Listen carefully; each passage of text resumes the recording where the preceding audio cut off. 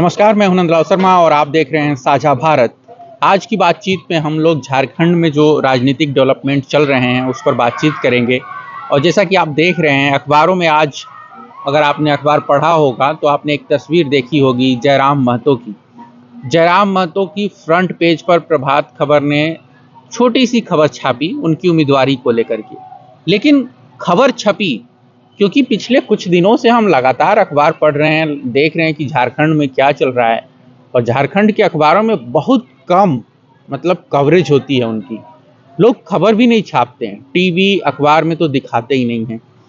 तो आज जब हमने खबर देखी उनकी उम्मीदवारी को लेकर के जो घोषणा हुई थी, उसमें तो बड़ा एक सुखद आश्चर्य हुआ। एक लड़का जो गिरिडीह में चुनावी लड़ाई लड़ने जा रहा है बड़ी पार्टियों के खिलाफ, जो कॉरपोरेट के खिलाफ, बाहरी लोगों के खिलाफ, मूल निवासी की आवाज़ को लेकर लगातार मुखर है, उसके बारे में खबर देख करके जो है सुखद आश्चर्य होना स्वाभाविक है। हमारे साथ इमाम भाई हैं, इस पर चर्चा करेंगे। और इसके साथ ही चमरा लिंडा, उनकी नाराज़गी को लेकर के जिस तरीके से खबरें चल रही हैं, सुखदेव भगत जो कांग्रेस के कैंडिडेट हैं लोहरदगा से, वहाँ से जो है अभी भी जेएमएम कह रही है कि उस सीट को जो है उसे दे दिया जाए और जो जीते वही चुनाव लड़े। तो दो विधायक हैं जो जेएमएम के, वो बैठक में नहीं आए थे, जो चंपई सोरेन के साथ मीटिंग हुई थी। गांडे से कल्पना सोरेन का चुनाव लड़ना तय है। इमाम भाई, ये जो प्रभात खबर में फोटो छपी है और खबर भी छपी है, क्या ये माहौल बदल रहा है? क्या मौसम बदल रहा है? सबसे पहले तो साझा भारत के सभी दर्शकों को जोहार। जहां तक अखबार के पहले पन्ने पर जयराम महतो के छपने की खबर है, तो एक युवा ने झारखंडी पत्रकार को अपनी ओर खींचा है, अपने जनाधार को दिखाया है। और उस जनाधार को देखकर बड़े बड़े प्रिंट मीडिया के लोग विवश से खबर छापने के लिए। और लगातार जयराम महतो का चल रहा है क्षेत्र में दौरा, उस क्षेत्र के दौरा को कवर कर रहे हैं मीडिया।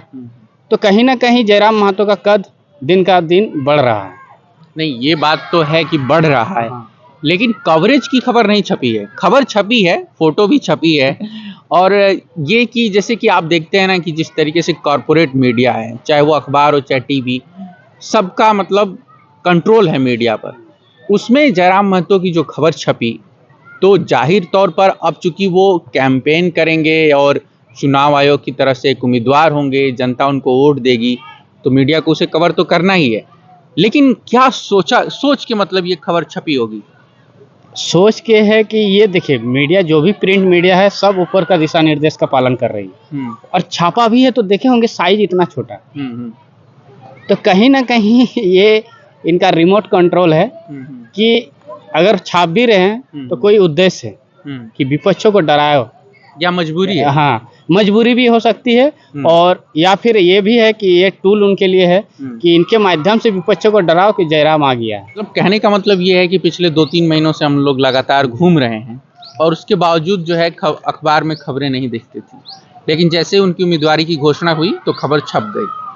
तो जाहिर है कि अब अगर वहाँ से सांसद चुने जाते हैं तो जो कुछ भी एक्शन लेंगे, जो भी लड़ाई लड़ेंगे, वो खबर तो छपेगी, क्योंकि एक सांसद कहेगा जी। तो जाहिर है कि आने वाले समय को मीडिया महसूस कर रही है और शायद इसीलिए खबरें छपने लगी हैं। जहाँ तक अखबार में सर जगह देने की बात है, तो इससे पहले जयराम महतो के रैली को, इसके सभा को अखबार दिखाती थी, लेकिन कम मात्रा में। लेकिन चुनाव आते ही ये बढ़ गई है और हमको लगता है कि ये बढ़ेगी। और एक चीज़ चूँकि जयराम महतो से ही रिलेटेड ये कि देखिए, जैसे धनबाद में ढुलू महतो की जो उम्मीदवारी है उसको लेकर के बीजेपी अब डैमेज कंट्रोल में जुट गई है। ढुलू महतो से जो लोग नाराज थे, जो लोग उनकी उम्मीदवारी को लेकर नाराज हैं, जैसे पीएन सिंह, राज सिन्हा, इन लोगों को मनाने की कोशिशें हो रही हैं। क्या ढुलू महतो की उम्मीदवारी को लेकर के भाजपा पसोपेश में फंस गई है? जहाँ तक सवाल है कि भाजपा पेशोपेश में, तो हमें नहीं लगता है कि भाजपा संघर्ष की स्थिति से जूझ रही। हल्का संघर्ष जूझ रही, क्योंकि बाहरी वोट थोड़ा सा लॉस होगा बीजेपी को। क्योंकि जहां तक अभी झारखंड की राजनीति, लोकसभा के जो मुद्दे चल रहे हैं उससे एकदम अलग है। झारखंड में लोकसभा के मुद्दे, यहाँ पर लोकल हावी है इस बार। तो बीजेपी सीट को गंवाना नहीं चाहती है। जो सिटिंग सीट है धनबाद, और वहाँ से बीजेपी हारना नहीं चाहती है। इसीलिए वो जो पार्टी के अन्य नेता है उनको मनाने में जुटी है। कहीं ना कहीं थोड़ा सा अगर बाहरी वोट भी इनको मिल जाएगा, क्योंकि बीजेपी के जो कैडर है वो अलग तो देंगे नहीं किसी को वोट, ढोलू महतो को देंगे। तो इससे पहले कि नाराजगी हो तो वो नेताओं को मनाने में जुटे हुए हैं। हाँ, लेकिन सवाल ये भी है कि क्या वो लोग मान जाएंगे? मान सकते हैं, क्योंकि भाजपा में सबसे बड़ा संगठन का मजबूती यही है कि कान में क्या जो फूंक दिया जाता है फिर बोलते हैं सब ठीक है, सब ठीक है। तो उस संगठन का हम तारीफ करेंगे, क्योंकि अनुशासन को तोड़ना भाजपा में बहुत कम लोग पाए जाते हैं। दूसरी तरफ जो है जेएमएम और इंडिया गठबंधन जो है 21 अप्रैल को जो एक बड़ी रैली करने जा रहा है, इस रैली को आप कैसे देखते हैं? मतलब अभी तक काफ़ी स्लो रहा है प्रचार। अगर आप देखिए 21 को जो है आप 21 अप्रैल को अगर आप रैली करते हैं तो 1 जून को चुनाव खत्म हो जा रहा है। तो ये सारी चीज़ें हैं कि मतलब आप 1 महीने पहले रैली कर रहे हैं। जैसे यूपी में जो है लोग लगातार जो इस बात पर सवाल उठा रहे हैं कि अखिलेश यादव रैली क्यों नहीं कर रहे हैं, कांग्रेस यूपी में रैली क्यों नहीं कर रही है, और तमाम जो है विपक्ष की पार्टियां हैं। जैसे कांग्रेस ने तो आज की तारीख में राजस्थान और तेलंगाना में रैलियां की हैं, 1-2 दिन पहले भी रैली हुई थी। तो विपक्ष अभी भी जो है साइलेंट मोड में है। और आज की तारीख में आप देखिए 6 तारीख है, आज के 15 दिन बाद आप रैली करेंगे रांची में। उससे पहले बीजेपी कहाँ मतलब एकदम कैंपेन मोड में है वो। कहीं ना कहीं कांग्रेस इंडिया गठबंधन के खातों को सीज कर देना, इस डर से कि हमारे पास जब पूंजी ही नहीं तो हम कैसे उतरेंगे मैदान में, क्योंकि ये पूंजीपतियों की लड़ाई है। मीडिया को हैंडल करना, जनाधार को लाना, सभा तक लोगों को लाना, और बड़े बड़े जो समारोह होते हैं उसमें खर्च की जरूरत है।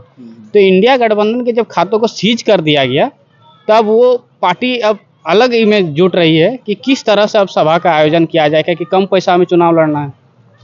और जहां तक बात है झारखंड में कि 21 अप्रैल को, तो आज चंपा सोरेन ने, आपने सुना भी होगा कि उन्होंने कहा कि झारखंड में सबसे ऐतिहासिक ये रैली होगी। यानी कि समझ सकते हैं कि 2 लाख से ऊपर लोगों को लाने का टारगेट है यहाँ पर। और ये लोग इस बार झारखंड के मुद्दे पर एक चीज़ और जो हम लोग चाहे ये डिबेट में ये बात छूट रही है कि गांव-गांव पंचायत स्तर पर जेएमएम जो है न्याय सभा निकाल रही है हेमंत सोरेन के नाम पर। और इस बात को ना तो मीडिया हाईलाइट कर रहा है और ना तो तमाम यूट्यूब चैनल्स। मैं देख रहा हूँ कि जिस तरीके से 21 अप्रैल को रैली बुलाई गई है, तो ये जो न्याय सभा चल रही हैं हेमंत सोरेन के नाम पर, उनके खिलाफ जिस तरीके से चीज़ें हुई हैं, तो उसमें जेएमएम जिस तरीके से अपने पक्ष में इसको प्रोजेक्ट कर रही है कि हमारे साथ गलत हुआ है, हमें सिंपैथी मिले, तो ये सारी न्याय सभाएं जो हैं उस दिन यहाँ रांची में आएंगी। तो इस छोटी छोटी न्याय सभाओं का असर क्या होगा? सर, छोटी छोटी न्याय सभाओं का झारखंड में ये आग और धीरे धीरे फैल रही है। जब से हेमंत सोरेन को जेल भेजा गया है, तब से झारखंड के अगर जो मूल निवासी है वो बहुत नाराज है कि हमारा नेता लाख गलत है, लेकिन हमारे नेता को अब जेल क्यों भेज दी। ये चुनाव में जेल भेजना लोगों को समझ आ रहा है धीरे धीरे। तो ये न्याय यात्रा के माध्यम से ये झामुमो स्टेट लेवल में, इंडिया गठबंधन नेशनल लेवल पर ये आयोजन करके लोगों को बताना चाहते हैं कि हमारे नेता को जेल भेज दिया गया, हमारे खाते को फ्रीज कर दिया गया। तो कहीं ना कहीं ये लोग जो है, क्योंकि झामुमो का वोट गांव में है और बीजेपी का वोट शहर में है। आप 30 सीट देख लीजिएगा जेएमएम का, वो पूरा गांव से ही, वो ग्रामीण विधानसभा है, क्योंकि शहरी विधानसभा बहुत कम है। तो कहीं ना कहीं ये लोग इनके साथ है।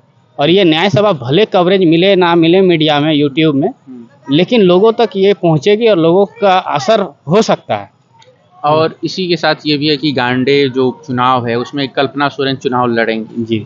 तो अगर कल्पना सोरेन चुनाव जीतती हैं, उसके बाद की राजनीति झारखंड में क्या होगी? क्या वो चंपई सोरेन को रिप्लेस करेंगी या अगला चुनाव चंपई सोरेन के नेतृत्व में ही लड़ा जाएगा? क्या हेमंत सोरेन के नाम पर चुनाव लड़ा जाएगा, मुख्यमंत्री चंपई सोरेन ही रहेंगे? तो आप इसको कैसे देख रहे हैं?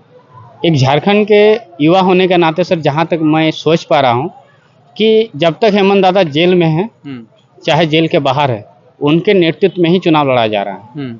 और जहाँ तक कल्पना सोरेन की बात है, तो वो सीट जब खाली हो गया, उपचुनाव हो रहा है, तो पार्टी का ये हर पार्टी चाहती है कि हम अपना प्रत्याशी दें वो झारखंड विकास मोर्चा में पहले थे, वो वर्मा जी। अब वो भाजपा टिकट दिया है उनको और वहां से लड़ रहे गांडे, तो झामुमो की तरफ से कल्पना भाभी को ही आजमाया गया है। लेकिन मैं वही कह रहा हूँ कि अगर वो जीतती हैं तो उनकी भूमिका क्या होगी? जैसे अगर वो चुनाव जीतती है जी, तो उनका दखल बढ़ेगा संगठन में। जी स्वाभाविक है। हाँ। क्योंकि हमारे जो लोग कार्यकर्ता कह रहे हैं कि हमारे नेता जेल में है, तो पार्टी को कौन संभालेगा?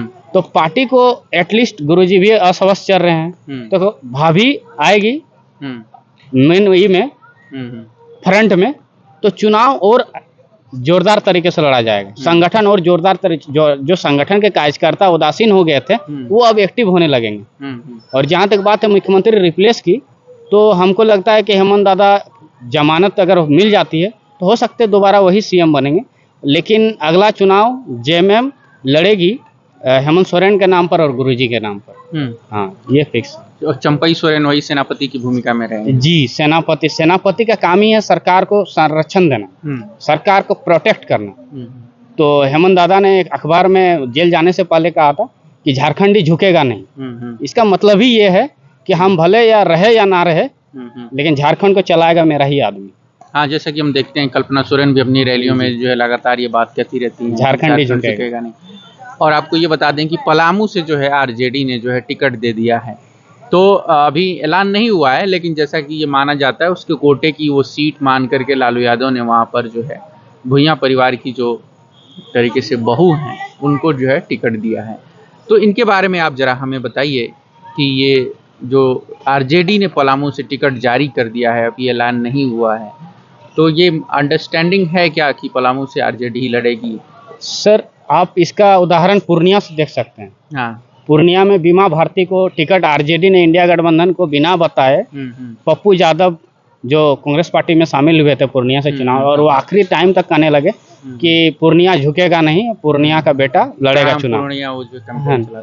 तो उसी तरह यहाँ आरजेडी कर रही है पलामू से, और वो ये बोल रही है कि ये मेरा पृष्ठभूमि सीट है नहीं, यहीं से पृष्ठभूमि झारखंड का आरजेडी का है, तो ये सीट हम लेंगे। और भुइयां जो है आपको लगता है कि जीत पाएंगी? उनका दबदबा है सर, ये तो कह नहीं सकते हैं। महागठबंधन का अगर लहर रहेगा तो जीत भी सकती है, क्योंकि इससे पहले उनके जो देवर जी हैं दुलाल भुइयां, वो जुगसुलाई के 3 बार विधायक रह चुके हैं, और वो भी पलामू के आरक्षित सीट से एक बार चुनाव लड़े थे। हालांकि उनका जमानत जब्त हो गया था, है ना, 10,000 कुछ समथिंग वोट लाए थे उनकी पत्नी, और वो भी एक बार चुनाव लड़े दुलाल भुइयां भी। तो इस बार दुलाल भुइयां की भाभी चुनाव लड़ रही है, तो महागठबंधन का अगर असर रहेगा तो जीत भी सकती है। तो दोस्तों, ये थी हमारी आज की बातचीत। झारखंड की राजनीति पर जो डेवलपमेंट चल रहा है उस पर हम हर रोज बात कर रहे हैं। इमाम भाई जो है झारखंड की राजनीति को बड़े अच्छे से समझते हैं, यहाँ की जो इक्वेशन है उनको पकड़ते हैं, और हमारी कोशिश है कि लोकसभा चुनाव तक लगातार जो है हम इमाम भाई से इस पर चर्चा करते रहें। और आप सब अपना प्यार और सहयोग बनाए रखिए। साझा भारत पर लोकसभा चुनाव की कवरेज लगातार जारी है। आप सबका शुक्रिया, नमस्कार, धन्यवाद।